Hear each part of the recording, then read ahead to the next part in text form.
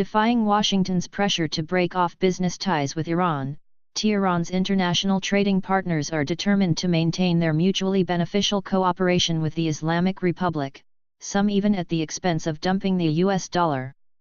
Iraqi authorities have stopped using the US dollar in trade operations with Iran in favor of national currencies and the euro, the chairman of the Iraqi-Iranian Chamber of Commerce Yahya al-Ishaq told the agency Mehr on Sunday. "We abandoned dollar transactions. Most of the trade transactions will be in euros, Iranian rials, and Iraqi dinars," he said, pointing out that in certain cases a system of mutually beneficial exchange is envisaged.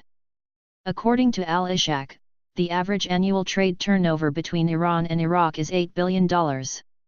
Earlier, Iraqi Prime Minister Haydar al-Abadi confirmed that Baghdad would implement US-imposed sanctions on Iran only in the banking sector, abandoning the dollar. He added that he would send a delegation to Washington to discuss financial transactions with Iran in light of the sanctions. The first wave of U.S. sanctions targeting Iran's automotive sector and the purchase and sale of gold and a number of other metals came on August 7. A second batch of sanctions targeting the country's energy and banking sectors is scheduled to take effect on November 5. In July, Brian Hook, the State Department's Director of Policy Planning, reiterated the administration's hardline stance, saying that our goal is to increase pressure on the Iranian regime by reducing to zero its revenues from crude oil sales.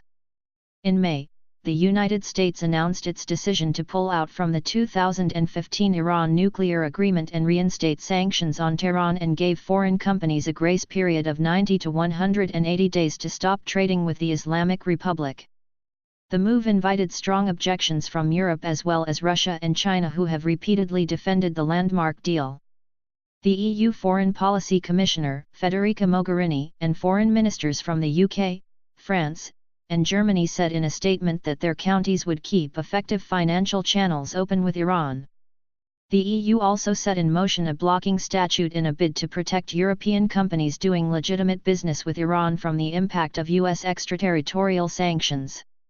The statute forbids European businesses from complying with the US sanctions, nullifying any foreign court rulings against them and allowing them to recover damages from the penalties.